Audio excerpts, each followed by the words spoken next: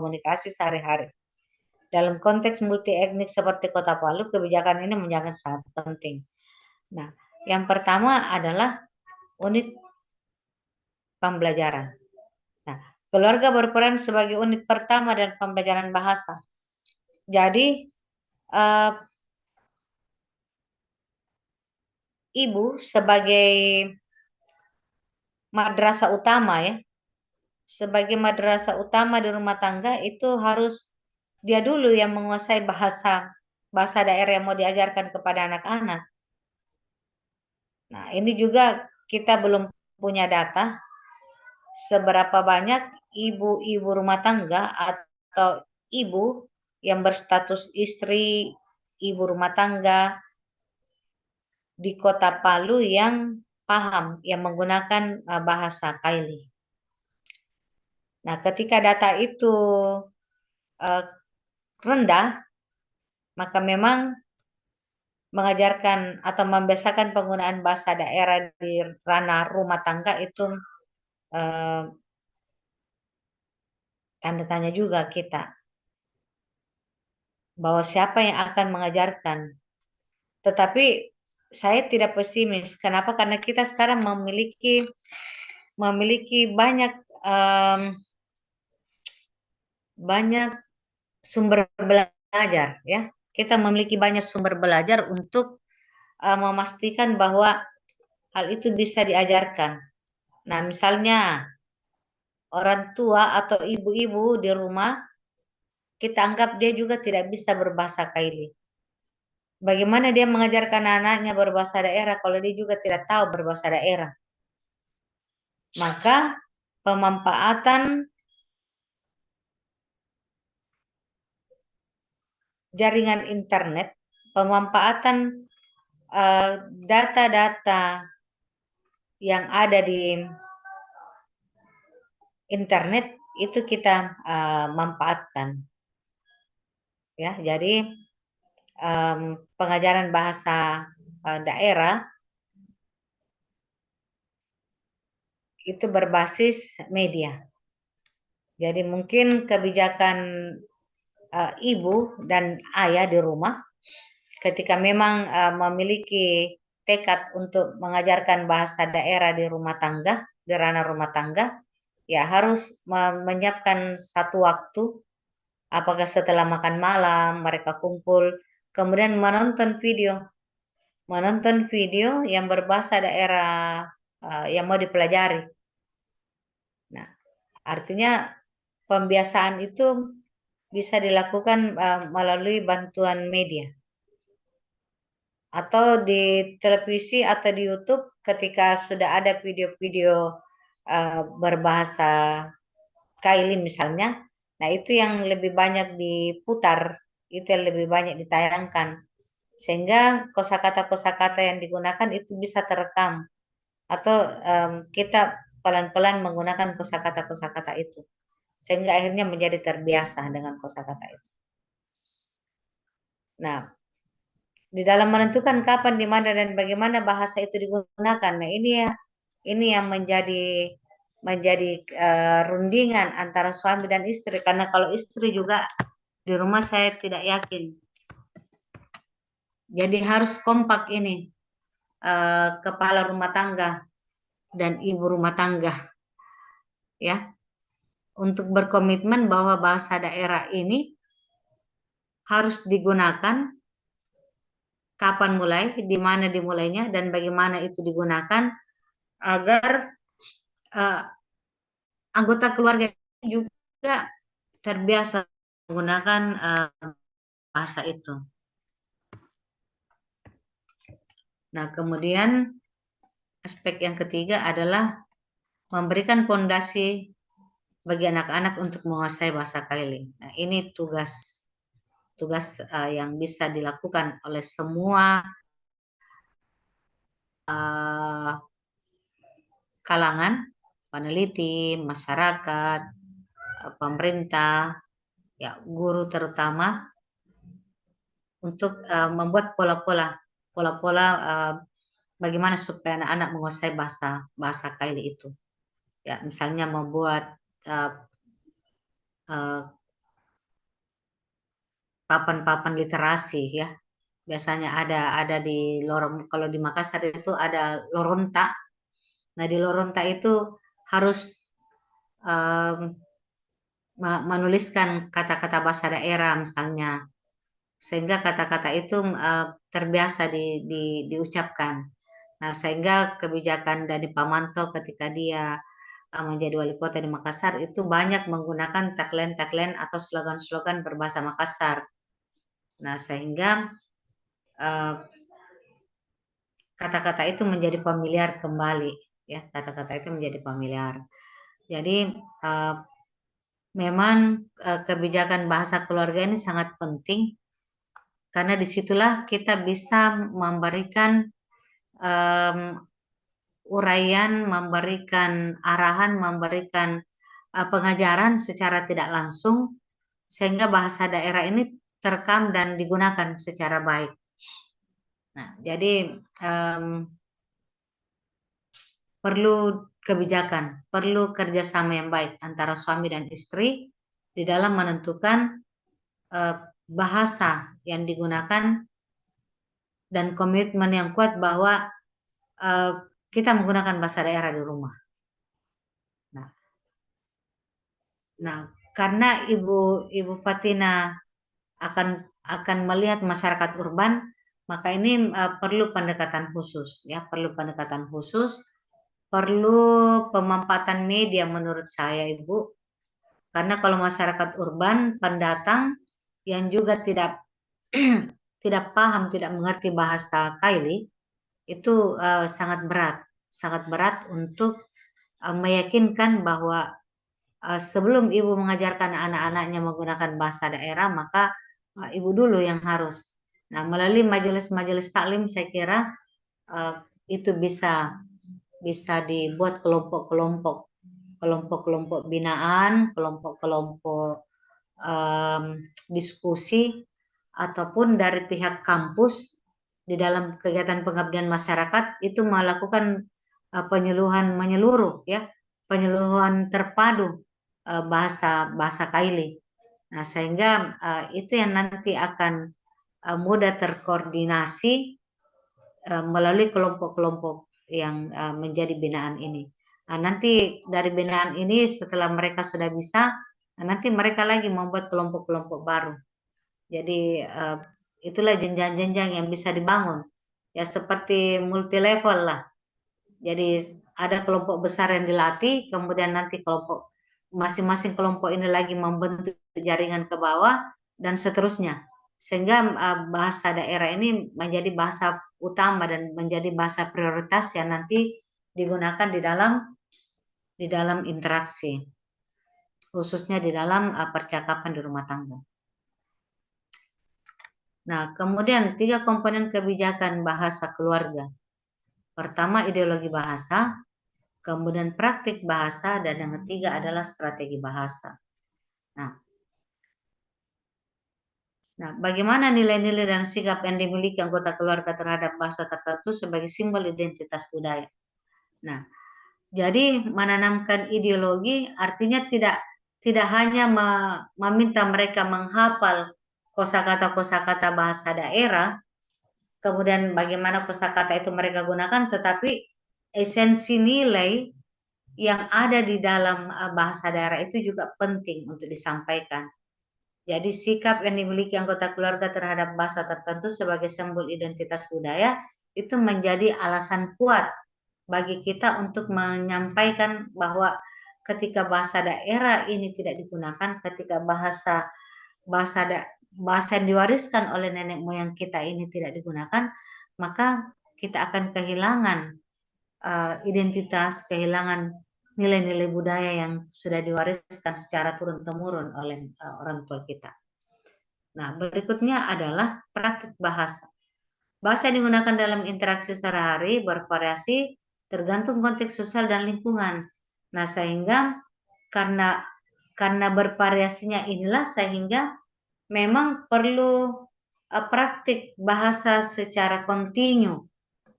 Ya, jadi kalau tadi kapan, di mana, dan bagaimana, nah harus dibuat semacam roster di anak-anak SD tuh. Hari ini yang ini.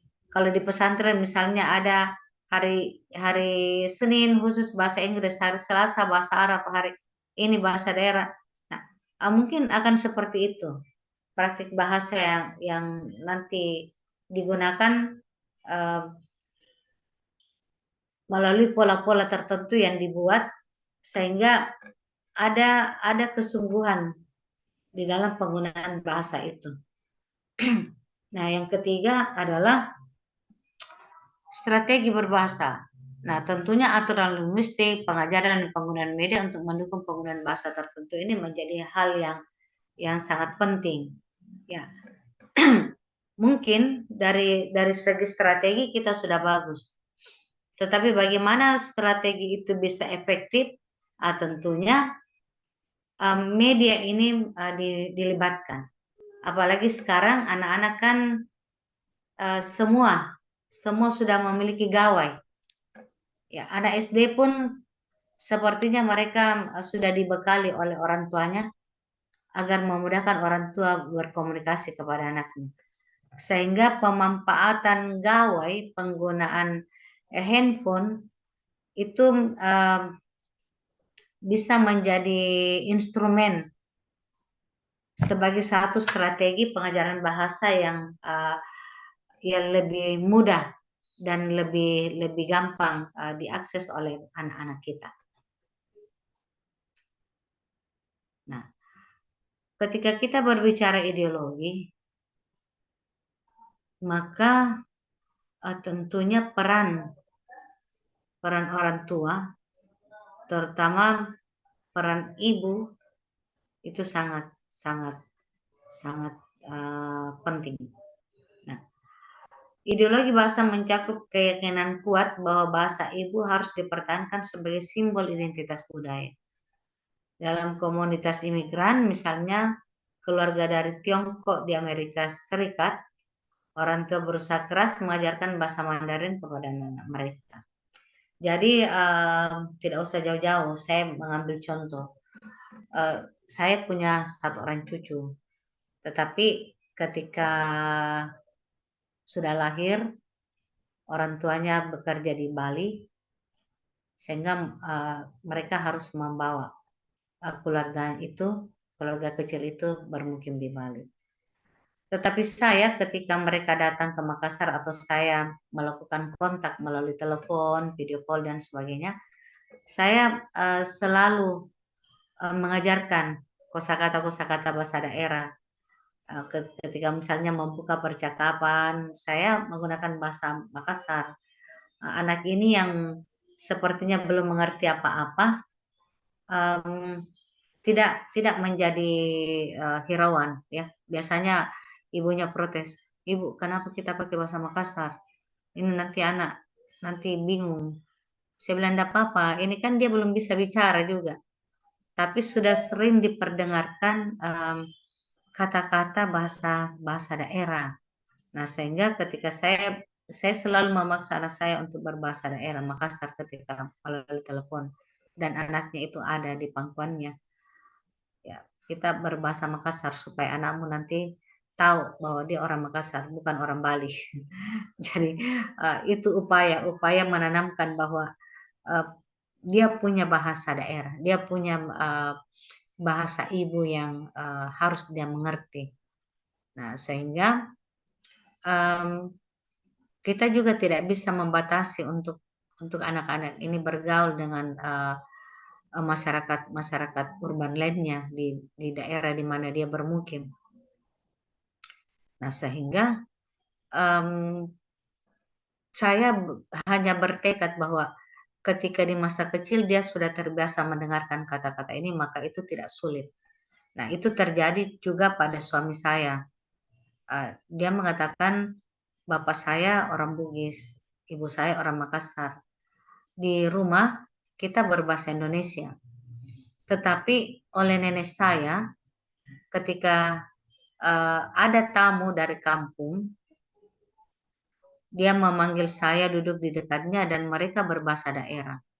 Pada saat itu saya tidak bisa berbahasa Bugis.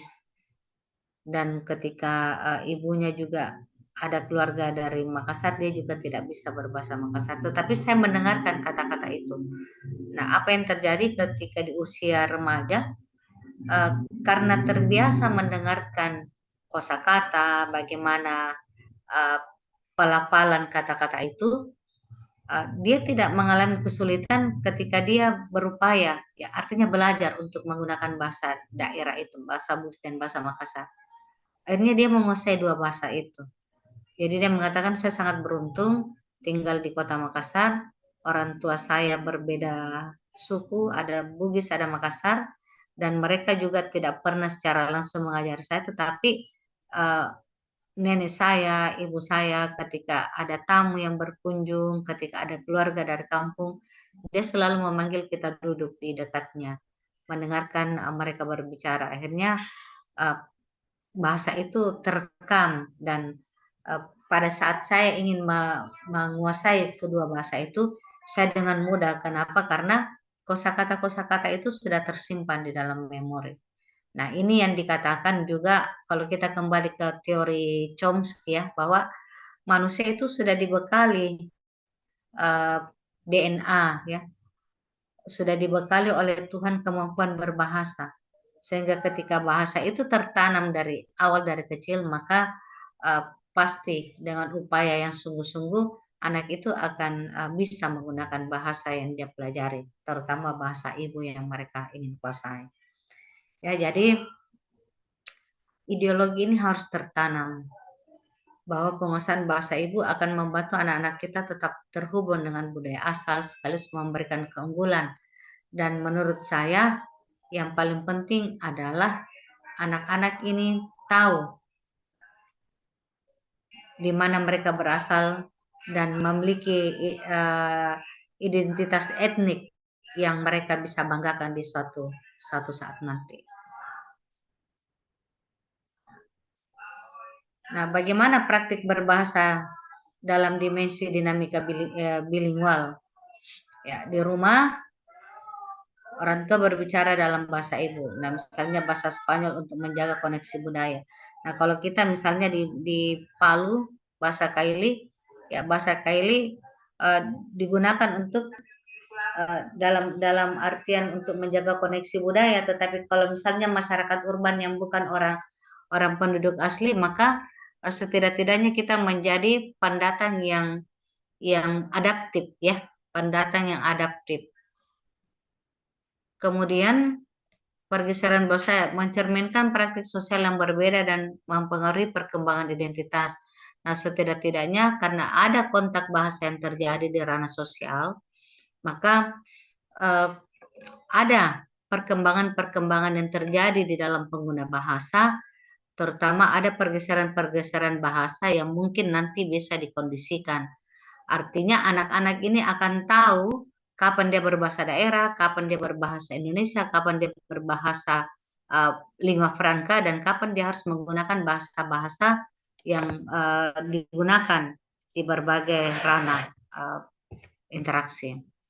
Nah, khusus untuk di sekolah, karena anak-anak diminta untuk menggunakan bahasa Indonesia sebagai bahasa negara, sebagai bahasa nasional, dan sebagai bahasa persatuan, maka di dalam konten-konten muatan lokal itu sedapat mungkin bahasa ibu ini harus ditancapkan dengan kuat agar anak-anak ini tetap mengerti, tetap paham, dan tidak kehilangan identitas secara signifikan.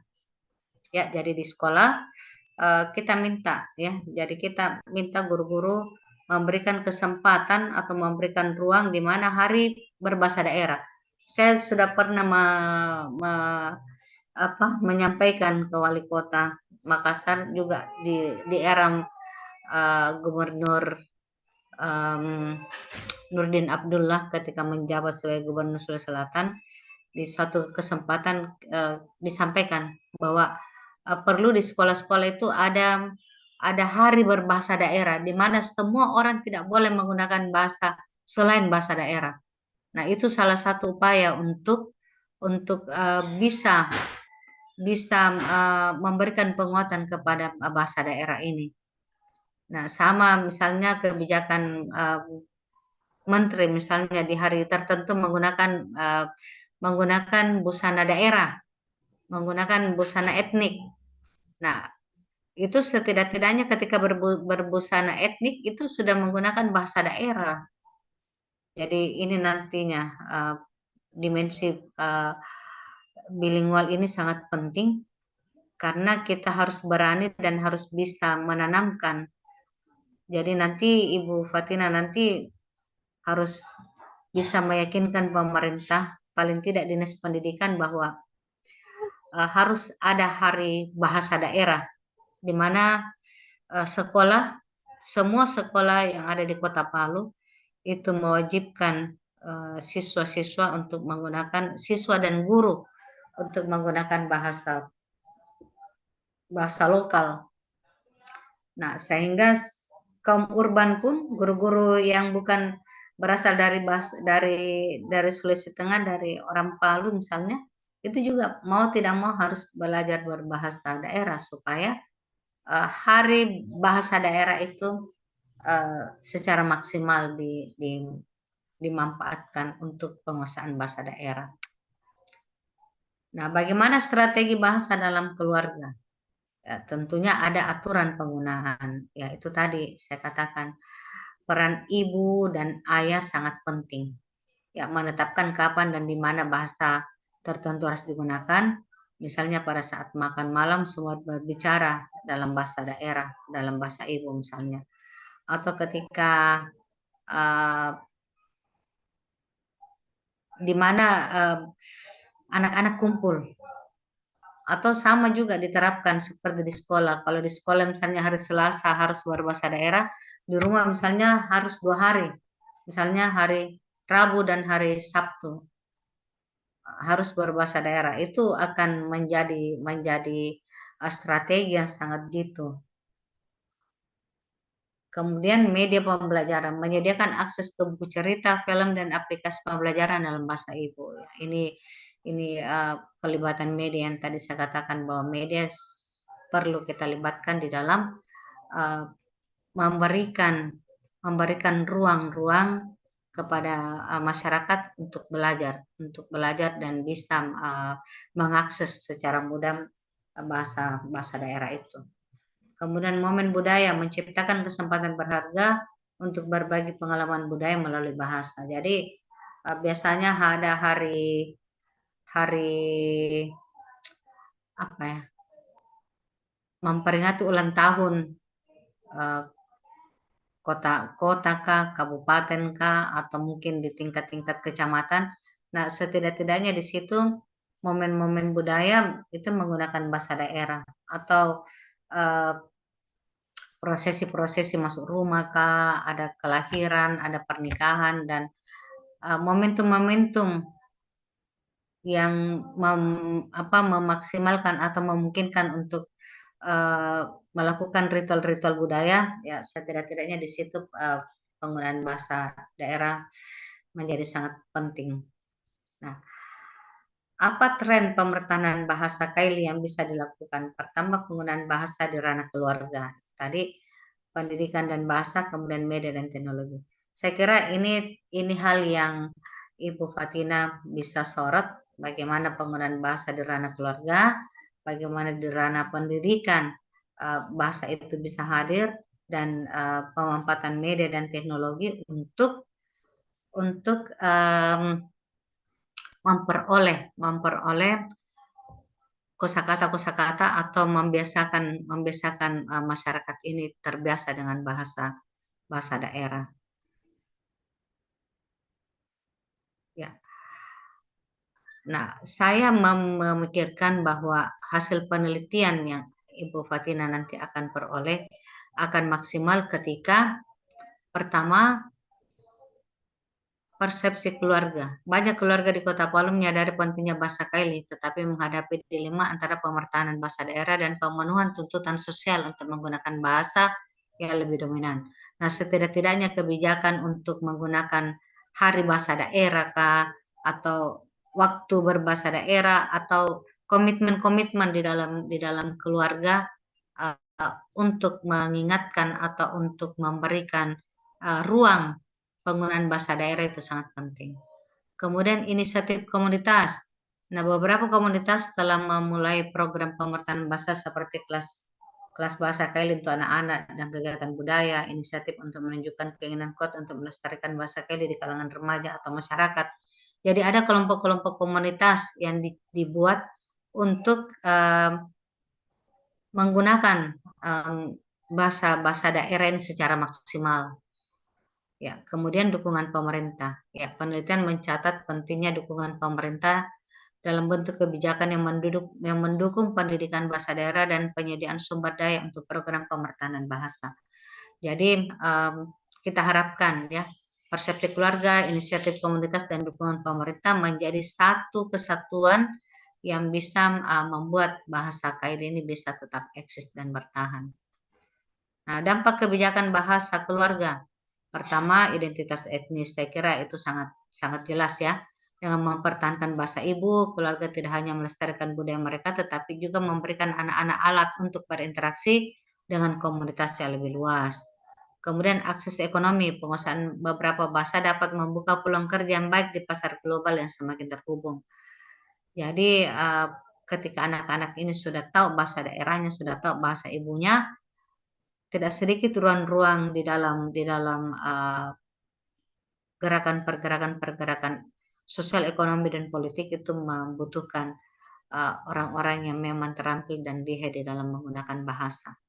Nah, terutama bahasa daerah yang kalau dikatakan sudah sangat sedikit orang yang bisa berbahasa daerah, maka bagaimana ini menjadi satu kebijakan yang dipegang kuat agar bahasa ini bisa tetap terpelihara dengan baik.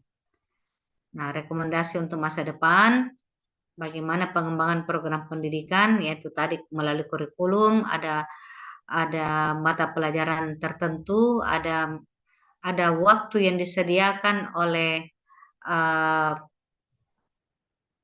pengajaran di kelas, ada hari tertentu di mana bahasa daerah harus digunakan, dan konten-konten pelajaran-pelajaran itu menggunakan bahasa daerah sebagai muatan-muatan lokal. Kemudian yang ketiga, inisiatif komunitas. Mendorong lebih banyak inisiatif komunitas yang melibatkan penggunaan bahasa Kaili dalam kegiatan sehari-hari dan budaya. Kemudian dukungan kebijakan. Ini yang dimaksud adalah pemerintah di sini. Meminta dukungan dari pemerintah untuk menciptakan kebijakan yang mendukung kelestarian bahasa daerah, termasuk penyediaan sumber daya dan pelatihan bagi pengajar bahasa Kaili. Mungkin nanti salah satu poin yang ditemukan di dalam penelitian Ibu Fatina adalah itu membuat model pembelajaran atau membuat satu aplikasi berbahasa, misalnya yuk berbahasa Kaili atau apalah dalam bahasa Kaili ajakan untuk berbahasa daerah, mungkin itu nanti namanya, nanti kita lihat selanjutnya. Ya, sebagai kesimpulan, pemertahanan bahasa Kaili di Kota Palu merupakan tantangan kompleks yang dipengaruhi oleh berbagai faktor termasuk kebijakan bahasa keluarga, pendidikan, dan media. Keluarga memiliki peran penting dalam pemertahanan bahasa ini dan kebijakan yang mendukung penggunaannya dalam konteks pendidikan dan komunitas sangat diperlukan. Dengan adanya kesadaran dan inisiatif dari berbagai pihak, ada harapan untuk melestarikan bahasa Kaili di tengah arus globalisasi yang semakin kuat. Keluarga, teknologi, pendidikan, komunitas, dan pemerintah adalah elemen-elemen yang harus dipastikan menjadi garda pendukung bahasa Kaili bagi generasi mendatang. Saya kira itu sebagai penutup. Mudah-mudahan ada hal-hal yang bisa dicerna dengan baik atau mungkin ada hal-hal yang bisa diklarifikasi. Ini sebagai pemantik diskusi saja pada malam hari ini. Untuk itu, terima kasih atas perhatiannya dan saya kembalikan kepada Bapak Moderator. Baik, terima kasih Prof. Paparannya, banyak hal-hal yang sangat menarik untuk didiskusikan. Begitu, mungkin saya akan serahkan ke Ibu Fatina sebagai ketua tim peneliti. Silakan, Bu. Pak Mukrim, silakan Pak dipandu diskusi. Bapak kan moderatornya. Oke, baik. Iya, Baik, berarti langsung sesi diskusi saja ya. iya. Oke, baik. Oke, untuk kesempatan pertama, saya akan membuka ketiga penanya untuk sesi diskusi ini. Uh, Mungkin saya akan berikan dulu kepada buat tim ini sebagai yang sangat ya berkepentingan dalam hal ini. Baik, silakan Bu Fatina, apakah ada hal-hal yang ingin ditanyakan atau dikonfirmasi? Silakan. Terima kasih Pak Mukrim. Assalamualaikum warahmatullahi wabarakatuh. Mohon izin Prof. Tadi paparan Prof sudah sangat luar biasa. Namun ada beberapa hal yang sebenarnya bukan saya Iya, bertanya ya karena pemertahanan bahasa, kaitan antara pemertahanan bahasa dan konsep atau kerangka Family Language Policy itu atau kebijakan bahasa keluarga, terutama ditinjau dari 3 komponen FLP oleh para para para penggagasnya. Itu ada 3 tadi seperti yang Prof sudah sampaikan. Namun saya masih bingung untuk kaitan antara itu. Misalnya tadi praktik kebahasaan itu penggunaan bahasa sehari-hari di rumah baik oleh ibu, anak maupun atau keluarga inti itu sendiri. Nah, kaitannya dengan konsep pemertahanan bahasa. Misalnya saya ambil pemertahanan bahasa Fishman itu seperti apa, Prof? Mohon pencerahan dari Prof. Terima kasih, Prof. Baik, mungkin langsung ditanggapi saja barangkali Prof ya, supaya iya, tidak nanti ya. iya, Silakan Prof. Ya. iya, terima kasih. Jadi mengenai kebijakan bahasa keluarga ini, bahwa harus ada komitmen di dalam ranah keluarga itu untuk pertama menetapkan bahasa apa yang harus digunakan di dalam interaksi. Karena yang disorot ini adalah masyarakat urban, ini juga harus jelas definisi operasionalnya. Masyarakat urban yang dimaksud ini masyarakat perkotaan atau masyarakat perkotaan dari luar etnis itu.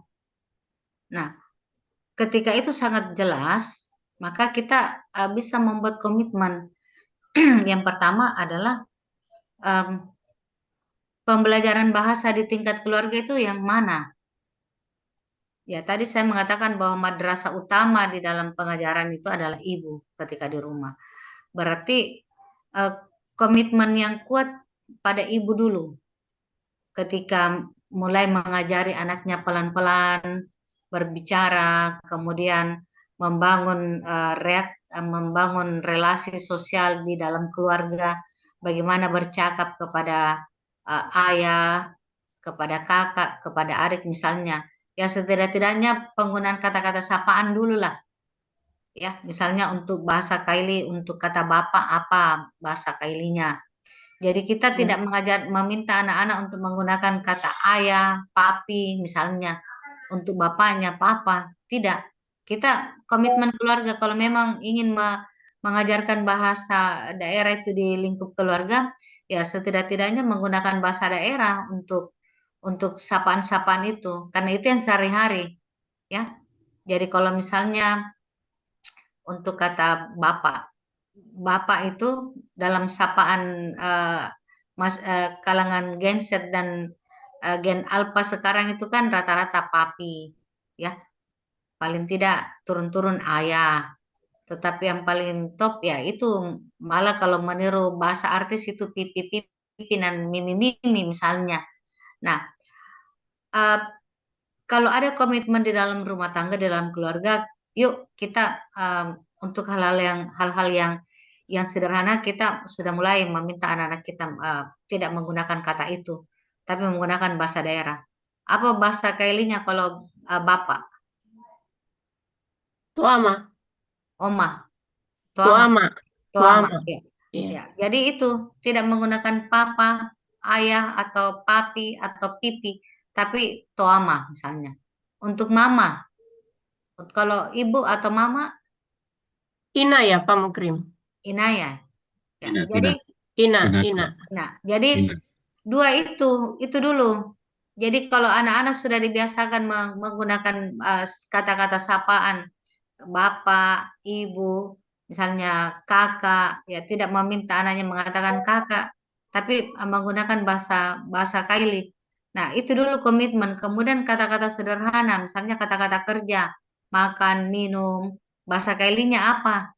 Nah, itu dulu yang diajarkan di dalam rumah tangga. Jadi kalau semua keluarga di Kota Palu mengajarkan hal yang itu, insya Allah bahasa Kaili tidak akan punah. Kenapa? Karena mereka menggunakannya di dalam rumah. Meskipun di luar sana tidak digunakan bahasa itu, tetapi setidak-tidaknya media komunikasi yang paling intens itu kan di rumah. Nah, sehingga itu yang dibiasakan di dalam rumah tangga. Ya, jadi harus ada komitmen kuat antara ibu, bapak, dan seluruh komponen keluarga yang ada di dalam rumah tangga itu. Kalau misalnya ada nenek, ada kakek, ya kita sudah berkomitmen di situ. Misalnya menyampaikan, Pak, eh, karena anak-anak ini mau diajari berbahasa daerah, maka ketika di rumah tolong bantu saya agar anak-anak ini terbiasa menggunakan bahasa-bahasa ini, bahasa Kaili misalnya. Jadi tidak ada kata ini, tidak ada kata ini. Ya, Bapak dan Mama misalnya, Bapak dan Mama harus berbahasa Kaili ya, berbahasa daerah ya. Saya juga akan ini. Nah, yang masalah kalau misalnya itu yang tadi, kalau ada salah satu pihak yang tidak tahu bahasa bahasa daerah. Nah, itu nanti belajar bersama. Jadi yang paham ini yang nanti mengajari menggunakan bahasa daerah itu. Nah, itu sebagai wujud wujud pemertahanan bahasa. Artinya apa upaya yang kamu lakukan supaya bahasa daerah tidak punah? Ya, saya melakukan di rumah. Saya melakukan pengajaran bahasa Kali itu di rumah dan tidak ada penggunaan bahasa lain selain bahasa Kali di rumah. Sehingga saya sangat meyakini bahwa bahasa Kali ini tidak akan hilang. Kenapa? Karena anak-anak saya menggunakan bahasa itu di rumah. Dan kalau ada pertanyaannya, bagaimana kalau mereka keluar? Ya tidak apa-apa, karena itu wilayah sosial mereka. Saya tidak bisa meminta mereka, tetapi setidaknya ketika kembali di rumah mereka akan menggunakan bahasa itu. Dan karena terbiasa menggunakan bahasa itu setiap hari, maka saya yakin tidak akan hilang bahasa itu. Nah, itu komitmen kuat di dalam rumah tangga. Kemudian keputusan strategis tadi ya, bahwa kita harus berani mengatakan bahwa hari ini adalah hari berbahasa daerah, hari berbahasa Kaili misalnya. Dan kalau itu terjadi dalam lingkungan rumah tangga kita, dan kita sudah mulai dekat dengan pemerintah, nah nanti siaran-siaran radio, misalnya khusus hari Jumat berbahasa Kaili, siaran-siaran radio, termasuk radio-radio swasta pun itu harus berbahasa daerah, berbahasa Kaili. Nah itu adalah satu strategi yang sangat jitu. Apalagi kalau pemerintah sudah menetapkan, misalnya tiap hari Kamis itu berbahasa daerah, atau setiap hari Jumat kita berbahasa daerah. Itu saya yakin tidak akan hilang, tidak akan punah. Apalagi ditambah dengan kebijakan semua nama-nama jalan, ya, menggunakan bahasa Indonesia kemudian menggunakan bahasa daerah di bawahnya. Itu paling mantap. Artinya masyarakat pendatang pun dari luar akan melihat bagaimana komitmen pemerintah di dalam menjaga upaya pelestarian bahasa daerah ini.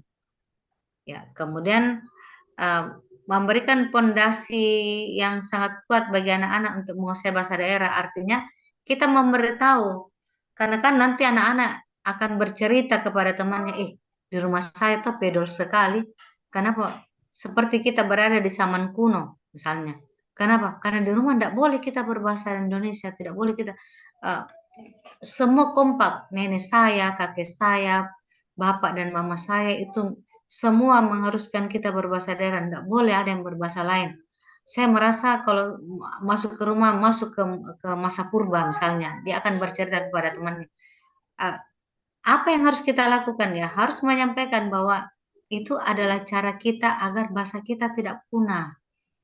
Kita harus menanamkan nilai-nilai budaya kepada anak kita bahwa kamu harus tahu supaya kamu ketika bepergian kamu tahu identitasmu itu apa, siapa kamu sebenarnya. Supaya kita tidak kehilangan identitas, supaya kita tidak kehilangan bahasa ibu kita. Nah, selain ibu yang menjaga, kamu juga, nak, tolong ya, ketika kamu ini pelan-pelan kalau temanmu tidak tahu, kamu ajari temanmu ya supaya dia juga tahu. Jadi ada penanaman nilai kepada anak-anak kita sehingga mereka tidak menganggap asing, ya, menganggap asing dan menganggap bahasa itu menggunakan bahasa itu adalah suatu penyiksaan. Jadi mungkin itu strategi sebagai kebijakan bahasa keluarga. Jadi di dalam lingkungan keluarga dulu, lingkungan kecil, kemudian ke lingkungan keluarga yang besar, akhirnya nanti secara umum bisa terkondisi seperti itu, Bu.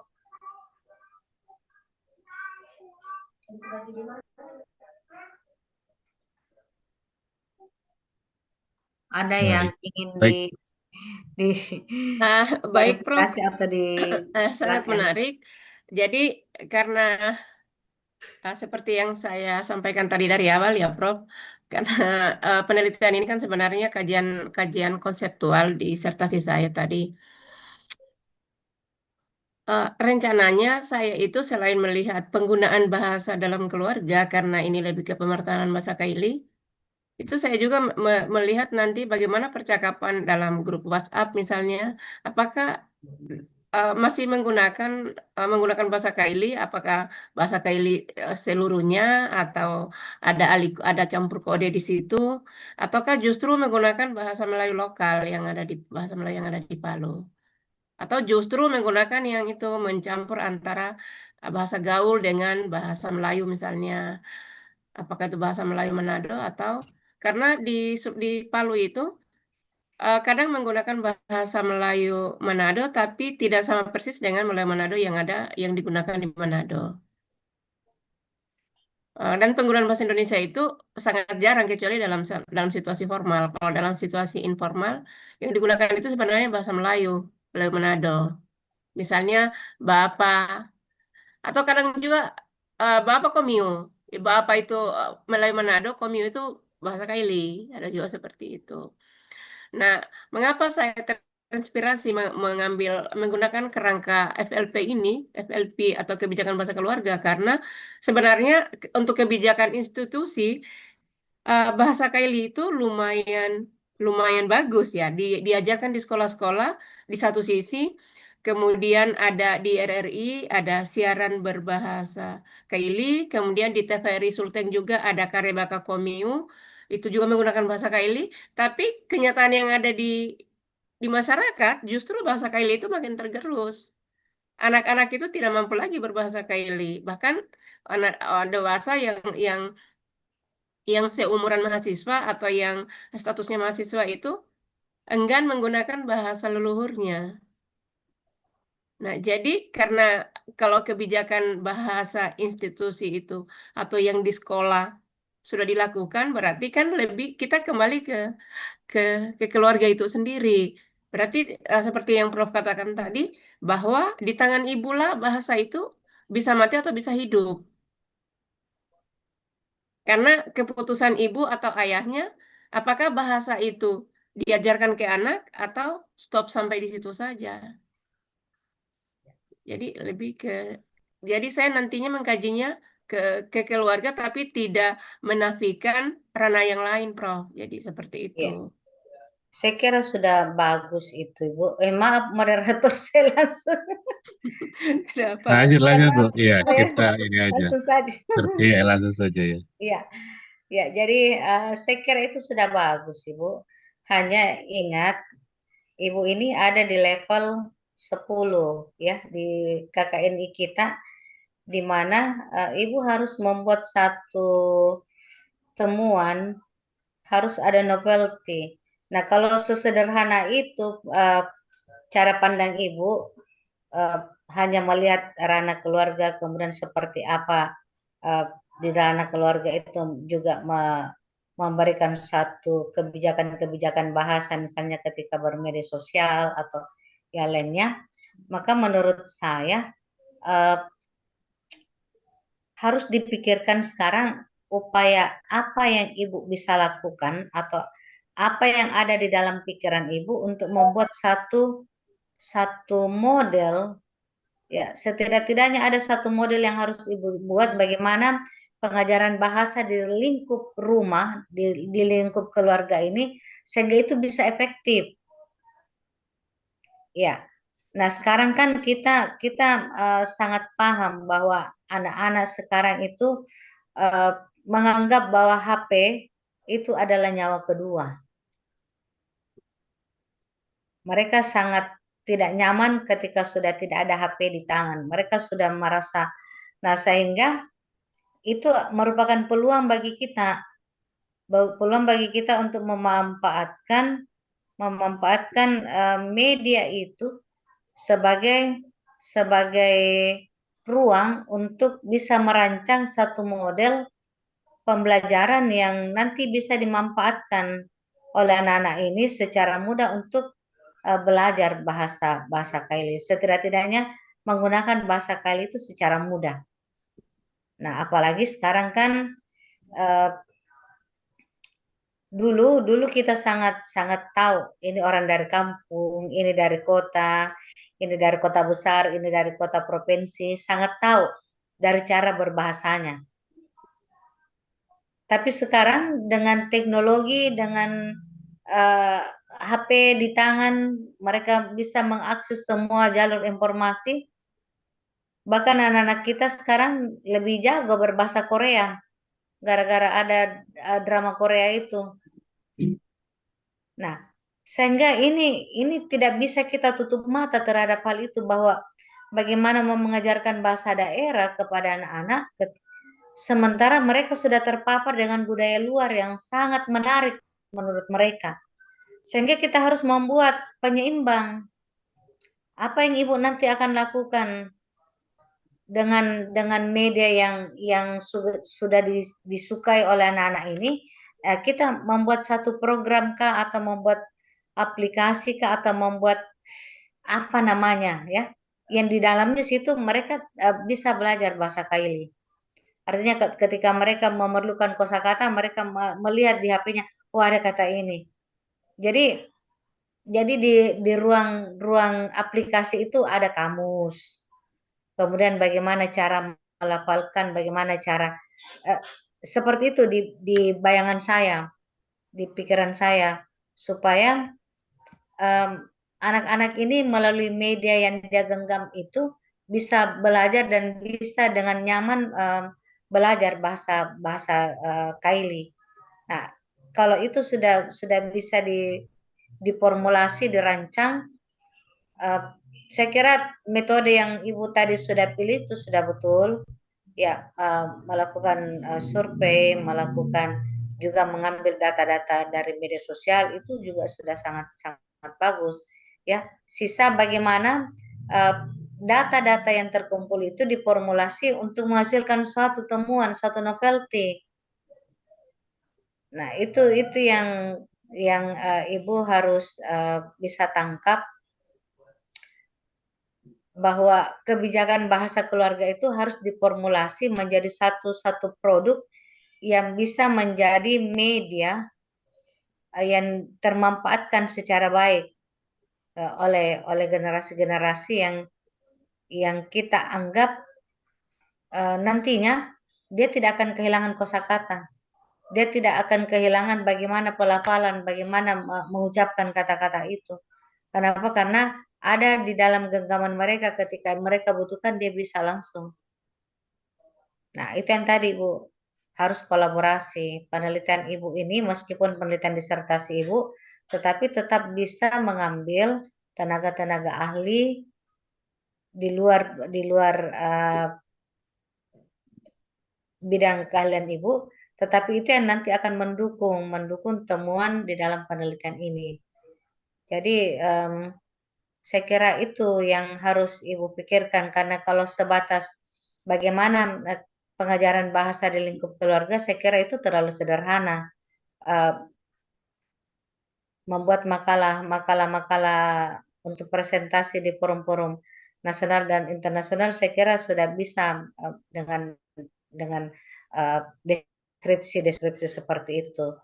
Nah, pendekatan FLP itu satu pendekatan yang bagus. Sisa Ibu bagaimana, sekali lagi bagaimana Ibu melihat elemen-elemen di dalam kebijakan bahasa keluarga itu kemudian diformulasi menjadi suatu produk yang nantinya menjadi media belajar baik orang tua maupun anak-anak. Karena kalau misalnya masyarakat urban tadi Bu ya, yang pendatang-pendatang dari luar, misalnya orang-orang Jawa, orang-orang Sulawesi, Manado, dari Makassar, dari Ambon, dari mana-mana saja masuk di Palu. Nah, tentunya itu semakin menyulitkan untuk mengajarkan bahasa. Tetapi ketika kita memiliki satu media yang bisa mereka jadikan sebagai sarana belajar, maka insya Allah bisa, ya itu bisa jalan. Kemudian pemanfaatan instrumen-instrumen yang lain, misalnya lagu-lagu bahasa Kaili diperdengarkan di mal-mal misalnya, ya di tempat-tempat umum lah, misalnya lagu bahasa Kaili, um, landscape linguistik, ya spanduk-spanduk, papan-papan pengumuman itu ada bahasa Kaili. Saya kira itu salah satu upaya pendukung ya, pendukung. Tetapi intinya di sini adalah bagaimana satu keluarga membuat keputusan strategis di dalam menentukan kapan, di mana, dan bagaimana bahasa KL itu digunakan. Dan ketika instrumen-instrumen itu lengkap dan Ibu melakukan survei-survei di berbagai domain-domain untuk melihat bagaimana bahasa KL itu digunakan, nah sisa data itu Ibu membuat satu model atau satu aplikasi atau kerjasama dengan orang informatika atau orang apa lagi ya, yang media-media itu untuk merancang model. Nah, saya kira di penelitian BRIN itu sudah sangat banyak juga ya aplikasi-aplikasi yang dibuat untuk pemertanan bahasa. Saya kira itu bisa diakses ke situ dan Ibu memformulasi itu untuk menghasilkan satu model. Nah, seperti yang kemarin itu yang di pembelajaran bahasa Mekongga, tapi bukan kebijakan bahasa keluarga, tetapi di ranah pendidikan. Jadi itu pun di ranah pendidikan ketika pemerintah sudah memberikan hari berbahasa daerah, kemudian muatan-muatan lokal berbahasa daerah sudah ada, itu masih juga hasil penelitian menunjukkan bahwa bahasa Mekongga ini sudah hampir punah. Nah, jadi kembalilah dibuatkan itu tadi model pembelajaran bahasa Mekongga berbasis learning management system. Nah, mungkin nanti Ibu bisa membuat apalah namanya. Yang jelas ibu-ibu di lingkup di ranah keluarga ini memiliki bantuan, memiliki asisten untuk mengajarkan bahasa Kaili ini melalui aplikasi itu atau melalui fitur-fitur yang lain. Ya, saya tidak tahu seperti apa settingan, seperti apa kondisi di Palu. Yang bisa saya pikirkan sekarang adalah bahwa Ibu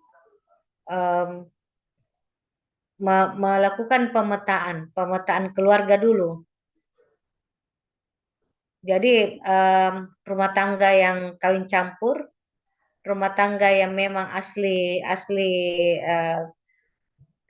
masyarakat Palu yang berbahasa Kaili dan masyarakat Palu yang tidak berbahasa Kaili.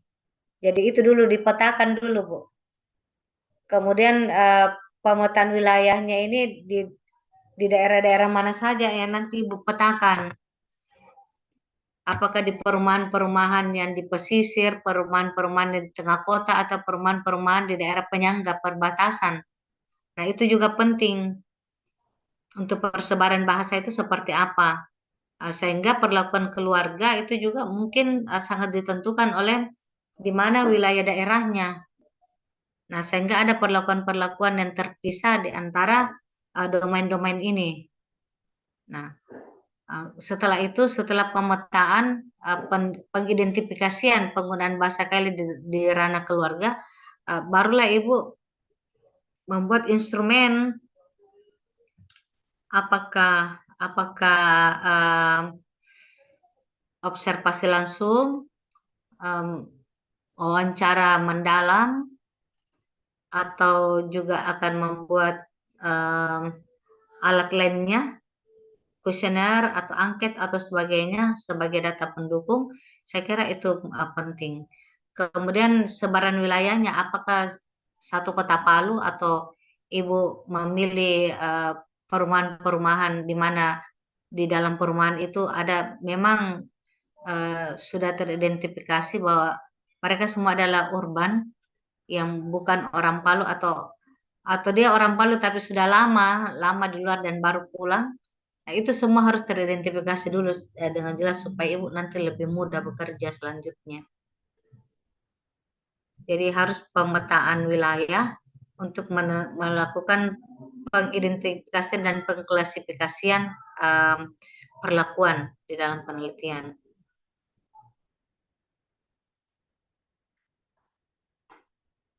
Ya, saya kira itu.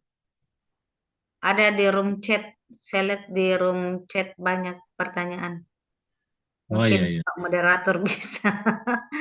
Baik, ini dari Ibu Fatina sudah cukup atau masih ada yang mau ditanggapi? Atau nanti setelah Pak Denny bisa lagi. Ya, ini ada dari pertanyaan dari Pak Denny, ini beliau dari tim peneliti juga. Ini intinya pertanyaannya adalah pemodelan yang bagaimana yang bisa diterapkan dengan situasi masyarakat urban seperti Kota Palu dihubungkan dengan upaya pertahanan daerah bahasa Kaili. Masalah utamanya adalah kurangnya sikap bahasa yang ada pada masyarakat etnik Kaili, kemudian sikap kesetiaan berbahasa sehingga terjadi kemunduran bahasa. Terjadi pergeseran terutama di perkotaan. Jadi ini pertanyaan dari Pak Denny bisa dipahami, Prof? Iya, bisa. Silakan, Prof. Iya, Pertanyaan Pak Denny. baik. Terima kasih. Ya, untuk membuat satu model, maka kita tidak bisa serta-merta langsung mengatakan model ini ketika data pendukung itu tidak lengkap. Nah, misalnya tadi pengwilayahan dulu, pemetaan wilayah. Kita harus tahu yang disasar di dalam penelitian ini di daerah yang mana. Apakah adakah wilayah pemukiman di Kota Palu yang memang seluruh penduduknya itu masyarakat urban. Kemudian ketika itu sudah ada, ya katakanlah dengan bencana yang menimpa Kota Palu yang lalu menyebabkan banyaknya masyarakat urban banyak. Nah, lingkungan perumahan yang bagaimana yang nanti Ibu target supaya variasi bahasa di situ terlihat. Kemudian nanti ada pendataan lagi. Apakah mereka kawin campur? Apakah memang mereka para pendatang ini memang tidak tahu bahasa Kaili? Nanti itu yang nanti menggunakan triangulasi ya untuk mengidentifikasi dan mengklasifikasi keluarga. Karena kan ini kebijakan bahasa keluarga. Jadi tentunya keluarga yang mana dulu yang akan kita jadikan sebagai sampel. Jadi penetapan datanya juga sangat penting. Ya, yaitu melalui pemetaan wilayah untuk menentukan keluarga mana yang akan kita sasar. Apalagi tadi kan diinformasikan bahwa pemerintah sudah cukup banyak memberikan kebijakan untuk menggunakan bahasa Kaili di momen-momen tertentu, menggunakan bahasa Kaili dan sebagainya. Sehingga ini saya kira tidak terlalu sulit untuk, karena dukungan pemerintah sudah ada di tingkat sekolah pun sudah ada pengajaran bahasa daerah. Nah, sisa bagaimana pengelolaan ranah keluarga ini supaya apa yang menjadi kebijakan, apa yang menjadi target-target pendidikan bahasa ini sudah dianggap sudah berjalan. Nah, sisa bagaimana penguatan di keluarga. Nah, kalau ditanya model apa, saya belum bisa menjawab sekarang ini model apa yang bisa dibuat karena kita belum punya data yang lengkap. Saya belum mendapatkan informasi bagaimana situasi berbahasa di ranah keluarga. Apakah ranah keluarga di Kota Palu itu sudah teridentifikasi mereka menggunakan bahasa apa, ya. Nah, itu yang menyebabkan saya sangat ingin hadir nanti di acara pernikahan keluarga itu, karena ingin langsung menyaksikan seperti apa fenomena bahasa di sana. Apakah para pendatang dari luar daerah tetapi mereka sudah menganggap warga asli karena lahir dan besar dan beranak cucu di sana, tapi sebenarnya mereka bukan orang Palu asli, bukan orang Kaili ya, bukan orang Kaili. Nah, apakah mereka tahu bahasa Kaili atau mereka hanya sebagai orang Palu yang tidak mengerti budaya dan adat istiadat? Nah, itu juga menjadi klaster data Ibu nanti, bahwa masyarakat Palu misalnya ada berapa juta masyarakat Palu. Nah, berapa yang bisa, jadi nanti Ibu ke statistik dulu, kantor statistik mengambil data itu. Dari sekian jumlah masyarakat, berapa berapa keluarga yang di dalam keluarga. Kan di sensus penduduk itu sudah ada pertanyaan. Itu saya sangat bersyukur karena di data penduduk itu sudah ada bahasa yang digunakan di rumah tangga. Itu sudah ada pertanyaan seperti itu. Jadi kita sisa melihat, mengambil data di statistik, melihat di mana daerah yang banyak menggunakan bahasa, yang mengatakan dia berbahasa daerah dan berbahasa Indonesia. Atau kalau memang belum ada, silakan Ibu membuat kuesioner dulu tentang sikap bahasa. Ya, membuat kuesioner, mempertanyakan sikap bahasanya. Tapi Ibu mengirimkan link Google Form-nya itu, misalnya di kelompok-kelompok majelis taklim, di Dharma Wanita, ya, kemudian di kantor, pokoknya di mana-mana lah, yang kira-kira respondennya itu bisa memberikan informasi yang tentang bahasa yang digunakan sehari-hari di rumah. Jadi nanti pertanyaan-pertanyaannya asal dari mana ya, asal, kemudian sudah berapa lama tinggal di Kota Palu, kemudian mereka menggunakan bahasa apa sehari-hari di keluarga, kepada anak menggunakan bahasa apa, kepada suami menggunakan bahasa apa, kepada teman menggunakan bahasa apa, ketika berbelanja menggunakan bahasa apa. Tidak apa-apa ditanyakan semua. Kenapa? Karena itu adalah gambaran awal kita terhadap data, terhadap informasi yang kita butuhkan. Nah, sehingga untuk membuat role model harus didukung dulu oleh konteks situasional yang ada di wilayah itu. Nah, pemetaan wilayah, kemudian dari hasil kuesioner yang menjadi data awal kita untuk memetakan di daerah mana, di daerah mana atau di wilayah mana yang banyak menggunakan bahasa daerah, menggunakan bahasa Indonesia dialek Palu atau bahasa Indonesia dialek Manado. Nah, itu nanti terlihat. Jadi nanti terpilah dengan sendirinya. Sehingga ibu akan mudah menemukan di daerah mana ibu akan konsen memberikan perlakuan khusus dan di daerah mana sebagai daerah eksperimen ibu. Jadi misalnya ada 3 perumahan yang di situ memang banyak menggunakan bahasa Kaili. Ya, kita anggap sebagai wilayah kontrol. Ya, kemudian yang campur-campur ini kita jadikan sebagai wilayah eksperimen untuk melihat bahasanya, bahasa yang digunakan di keluarga. Nah, berikanlah perlakuan. Nah, tentunya ada mungkin penyuluhan-penyuluhan dulu karena kita sudah tahu di daerah mana yang memang mereka untuk menggunakan bahasa Kaili sulit karena mereka juga tidak paham. Nah, itu kita berikan dulu bagaimana pendekatan-pendekatan yang bisa kita gunakan untuk memberikan pengajaran-pengajaran bahasa Kaili. Nah, mungkin bisa bekerja sama dengan PKK, dengan lurah setempat ataupun ini untuk menyosialisasikan dulu kosakata-kosakata. Jadi berangkat dari nama-nama ini, kemudian kata-kata sapaan dan sebagainya itu disosialisasikan. Kemudian, nah itu yang nanti ada aplikasi, misalnya ada bantuan kita meminta. Kalau orang-orang teknik informatika itu atau teknik komputer itu tahu, misalnya membuat satu untuk menemukan kosakata bahasa tertentu itu biasanya.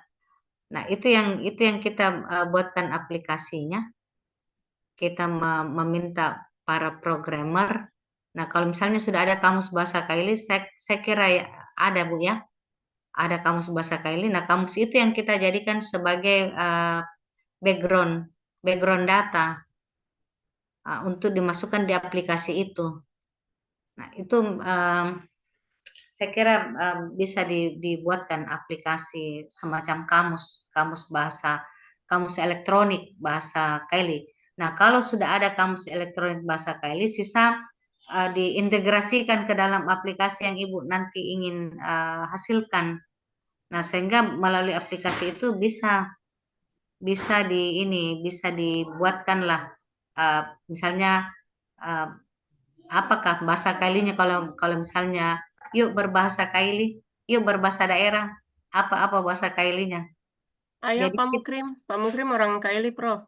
ya, Pak Mukrim itu orang Kaili, Prof. Jadi jadi beliau kita yang bisa membuat jawab. nama Ya, aplikasi itu dalam bahasa Kaili.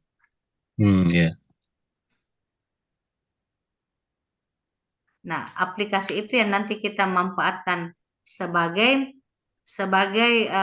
panduan bagi ibu-ibu, bagi keluarga di dalam, karena kan tidak mungkin kita akan duduk mendampingi anak-anak terus untuk ini tidak mungkin.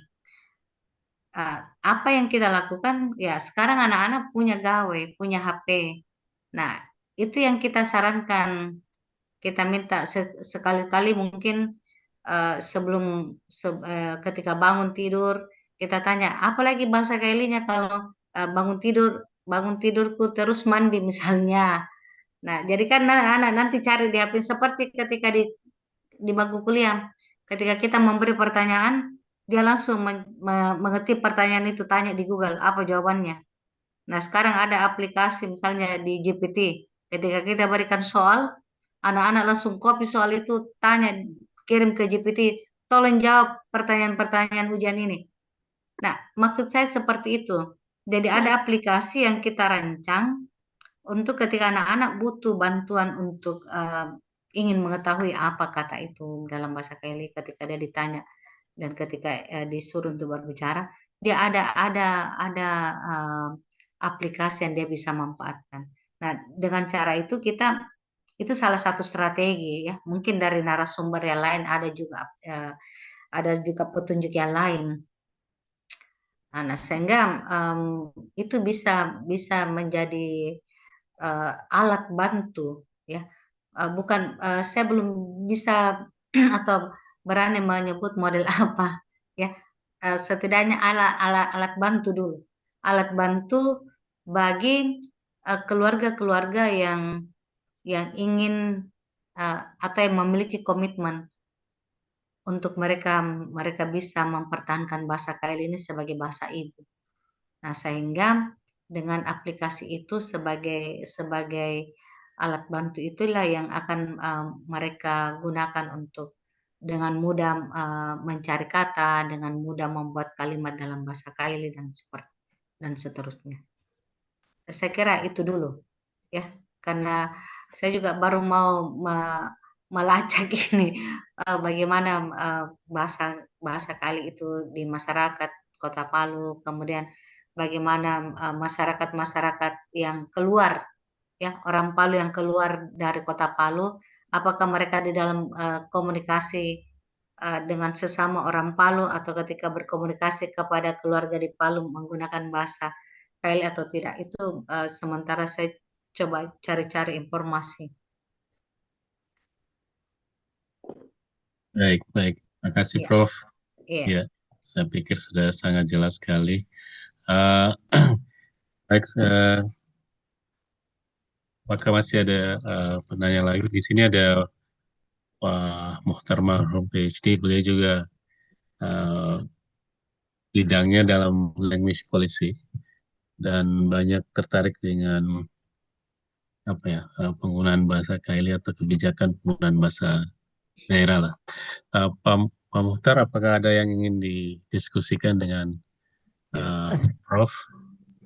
Terima Silakan, kasih, Muhtar. Prof. Sangat menginspirasi, mengedukasi kami terkait dengan Family Language Policy. Konsentrasi saya language policy yang top down dari pemerintah. Apakah pemerintah pusat atau daerah, ya. Kebetulan saya meneliti ketika saya menyelesaikan PhD saya di Flinders University Australia. Saya juga melihat kebijakan bahasa dan pemertahanan bahasa, terutama bahasa-bahasa yang terancam punah. Di Kabupaten Toli-Toli ada bahasa yang terancam punah. Namun ketika itu Family Language Policy belum sepopuler sekarang. Ini Family Language Policy kan yang baru. Karena sebenarnya kalau saya mau katakan, Family Language Policy itu bottom up. Kesadaran dari keluarga, masyarakat, karena bahasanya akan tergerus. Kata Profesor Kristal, ketika bahasa punah, hilang, maka akan merupakan suatu tragedi sosial. Ya. Dan kata Profesor Kristal, tergerusnya penutur bahasa, ya, juga karena ada peran bahasa pembunuh. Kalau di Australia dan Pasifik, bahasa Inggris itu oleh Profesor Kristal dari Cambridge University, bahasa Inggris diidentifikasi sebagai bahasa pembunuh. Bahasa-bahasa dominan, ya. Dalam hal ini bahasa Indonesia kalau bahasa Indonesia dominan di suatu daerah, bisa membunuh bahasa-bahasa daerah. Apalagi anak-anak lebih tertarik menggunakan bahasa daerah dari aspek lingua franca, tapi dari aspek tadi Ibu Prof bilang, saya setuju sekali. Saya kebetulan penggemar radio FM. Seluruh Indonesia kayaknya itu sudah fenomena penyiar, ya, news anchor atau penyiar radio FM, mereka menggunakan sudah standar itu logat dialek Jakarta, walaupun di daerah mana. Tapi ada yang tertarik. Saya kira Pak Dr. Mukrim, orang etnis Kaili. Kalau di Palu sini ada namanya radio,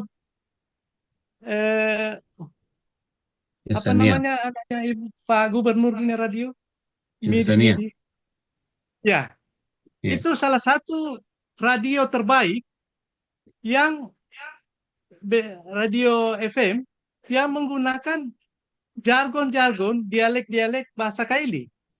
Tapi juga memutar lagu-lagu yang pop dalam bahasa Kaili yang diciptakan oleh misalnya Pasa Ungu ya. Saya kira Ibu Prof kenal Pasa Ungu. Iya, Dia orang Palu, orang iya, Kaili, tapi ada etnis Bugisnya juga, tapi sudah lahir di Palu. Jadi dia menciptakan lagu-lagu daerah Kaili yang apa namanya menjadi lagu pop yang populer.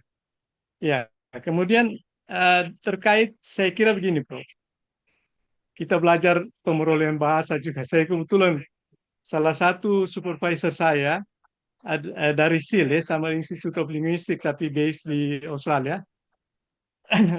Beliau katakan salah satu tergerusnya penutur bahasa adalah tadi Ibu Pro bilang, kalau ada keluarga yang kawin campur, beda etnis.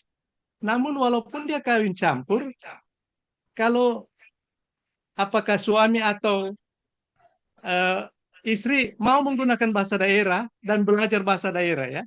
Saya sendiri kebetulan ibu saya orang Bugis, ada darah Bugis Segeri, tapi pasti berbahasa Buol, salah satu bahasa daerah di Sulawesi Tengah.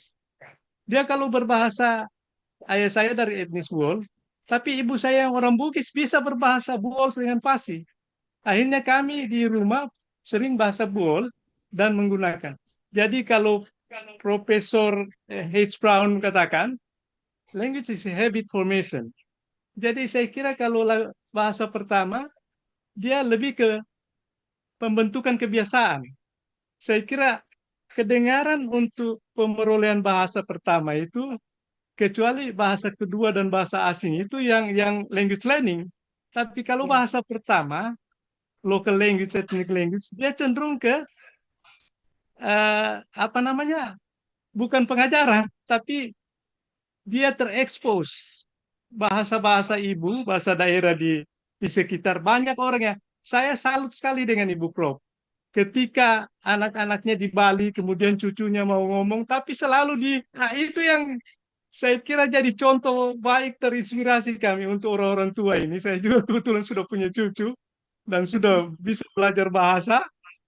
Nah, yang saya tertarik kalau anak-anak selalu, nah itu yang the real language policy yang Ibu Prof tadi contohkan. Jadi bottom up, bagaimana dibuat habit formation karena language is a habit formation dari rumah lah. Jadi bottom up sifatnya untuk memulai menggunakan bahasa daerah seperti Ibu Prof tadi inspirasikan kepada kita semua.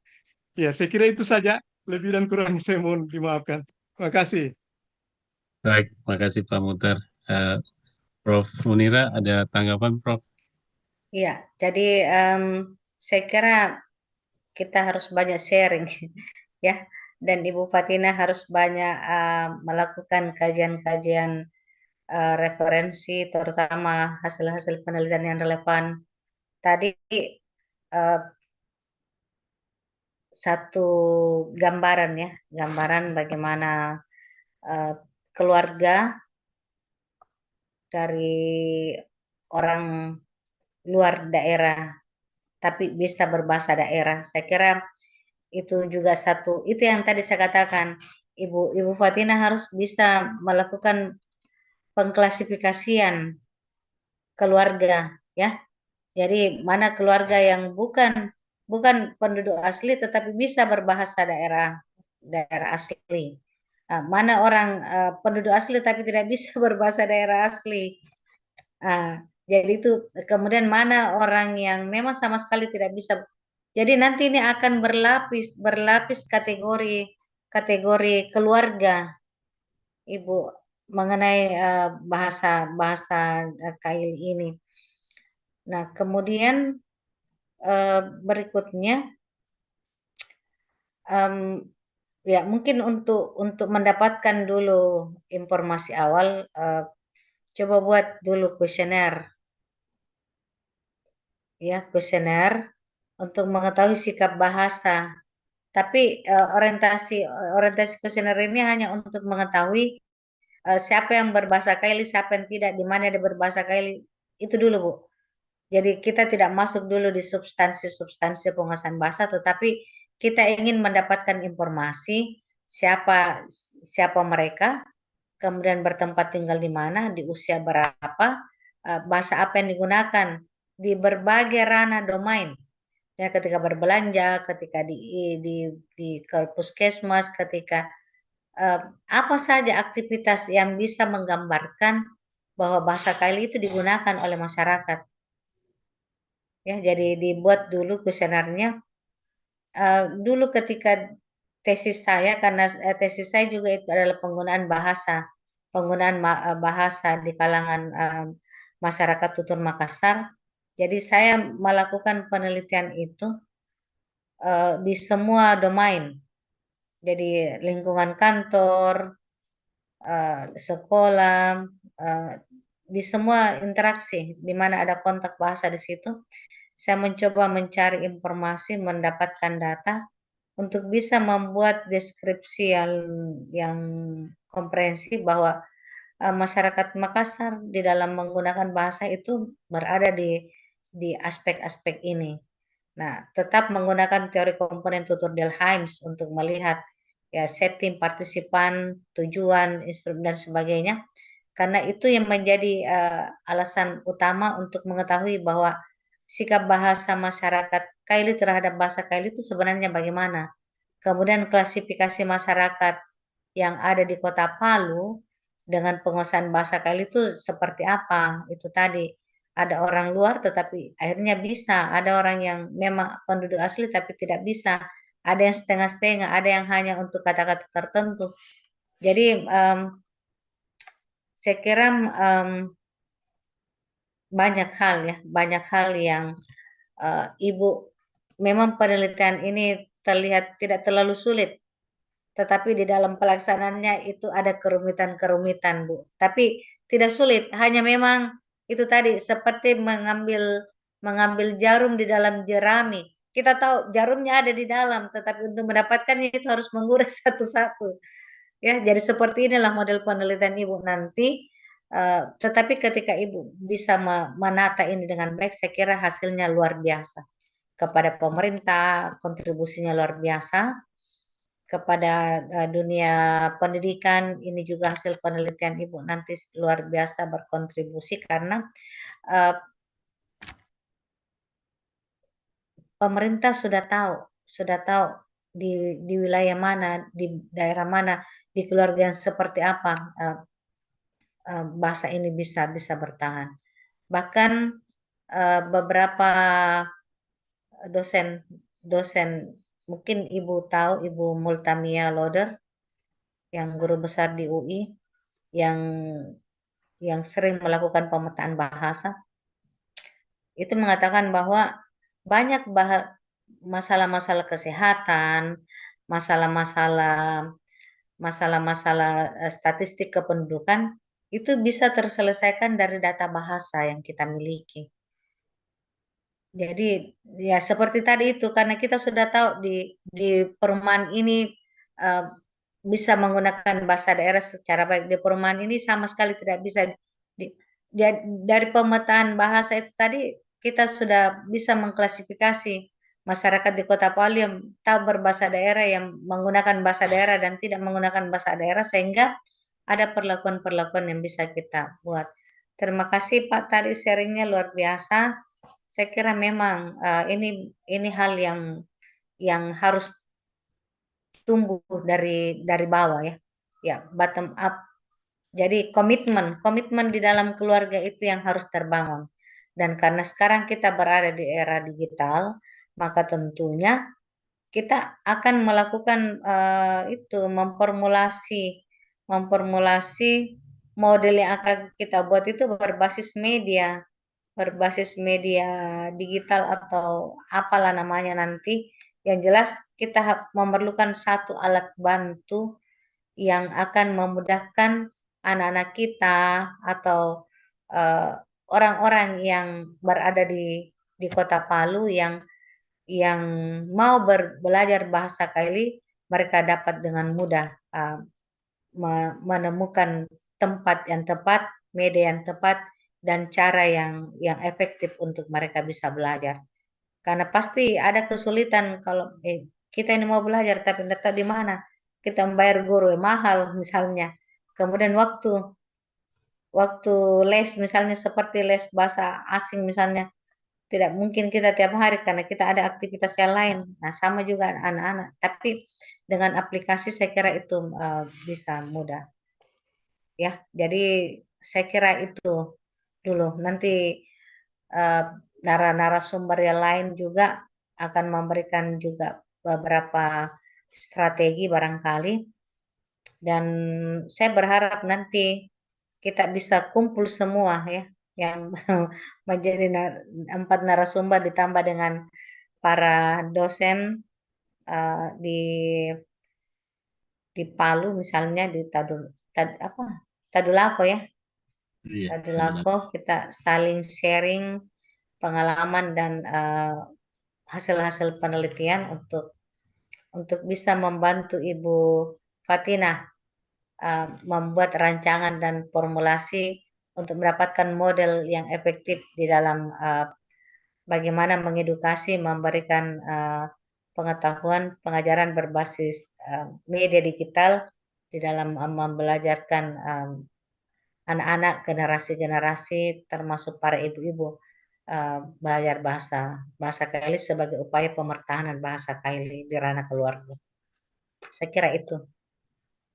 Baik, menarik sekali.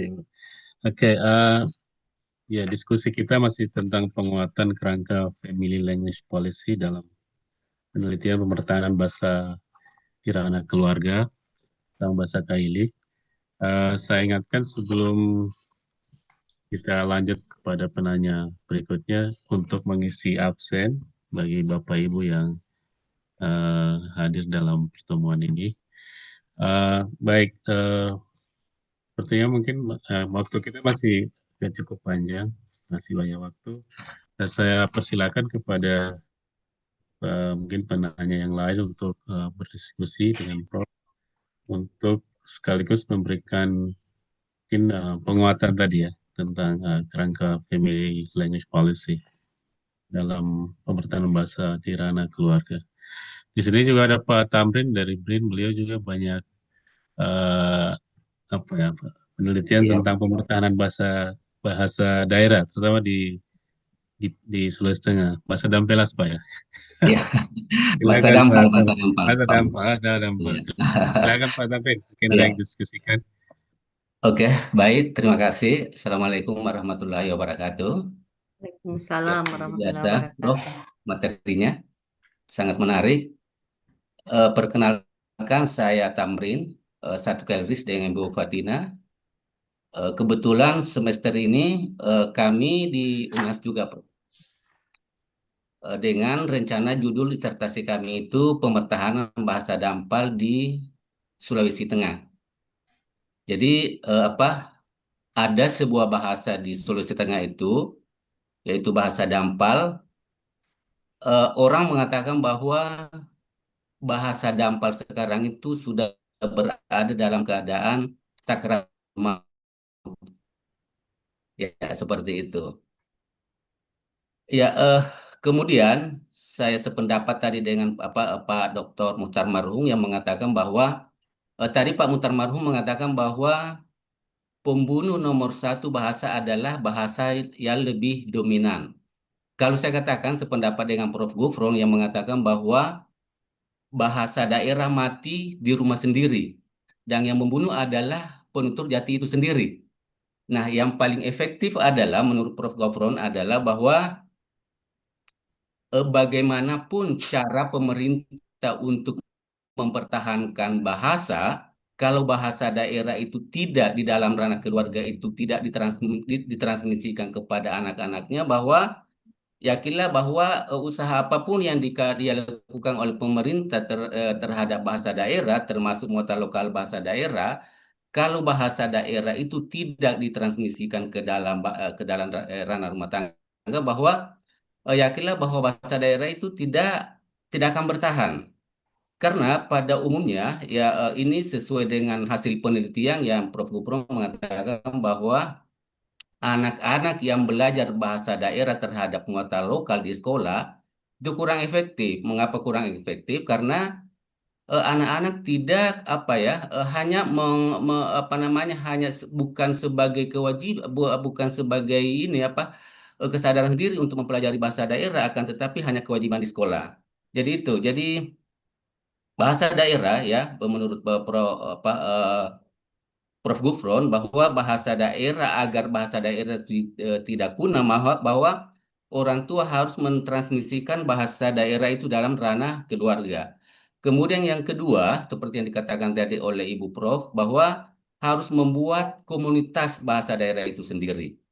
Nah, kemudian ada beberapa apa namanya usaha pemerintah seperti revitalisasi bahasa daerah yang selama ini dilakukan oleh Balai Bahasa.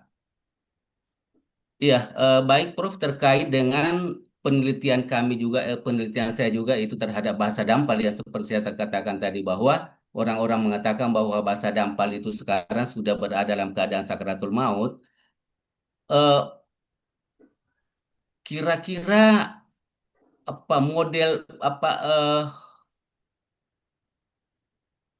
apa namanya model pemertahanan bahasa apa yang kami gunakan eh, di dalam disertasi tersebut. Iya, menurut Prof kira-kira bagaimana? Baik, terima kasih Prof. Assalamualaikum warahmatullahi wabarakatuh. Baik, Pak Tamrin. Waalaikumsalam Baik. warahmatullahi wabarakatuh. Silakan, Prof. Ya, ya, terima kasih.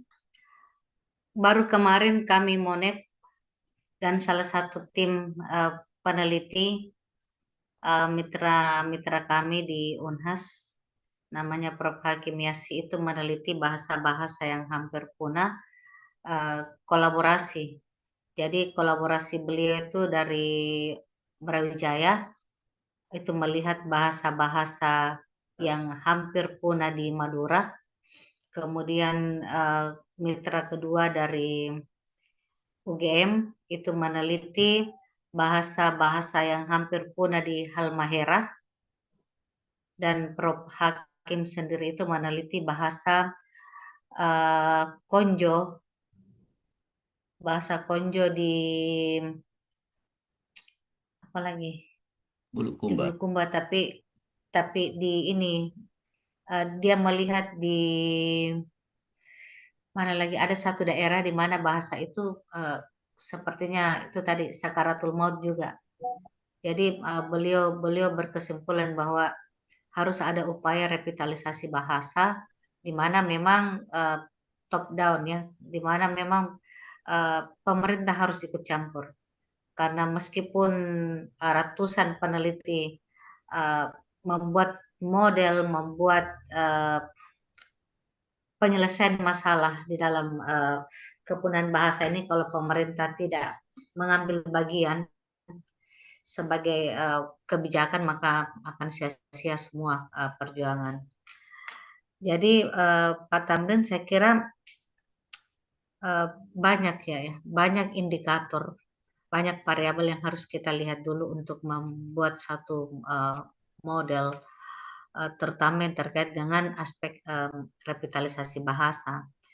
Jadi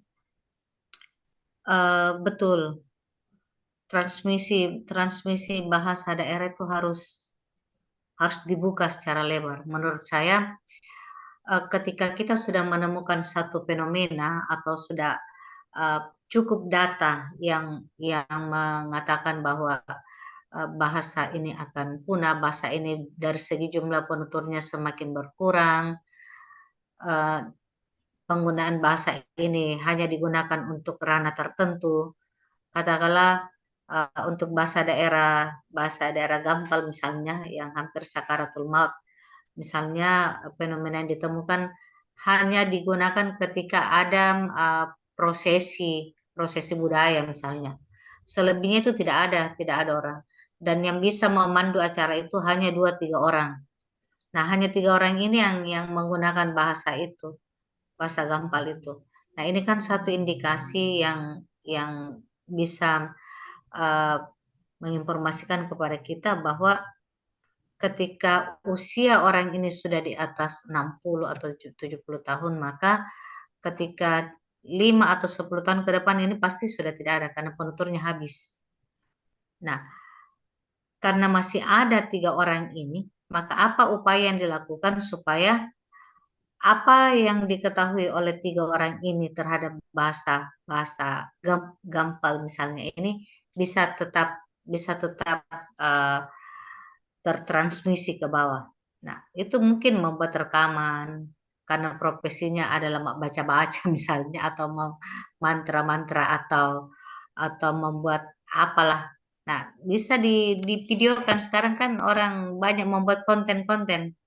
Nah, kalau kita tidak bisa membuat konten, kita memanggil para konten kreator itu untuk meliput.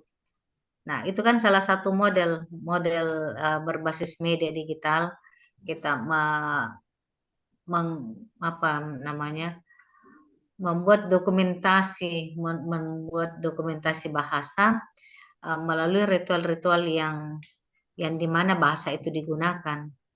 Jadi misalnya ketika memimpin acara tertentu atau membuka acara tertentu, nah di situ kita merekam, ya membuat video atau membuat konten yang terkait dengan kemudian nanti dari video itu kan ada data-data bahasa yang kita ambil, bahasa-bahasa yang kita anggap ketika tiga orang ini sudah tidak ada, berarti habislah bahasa ini.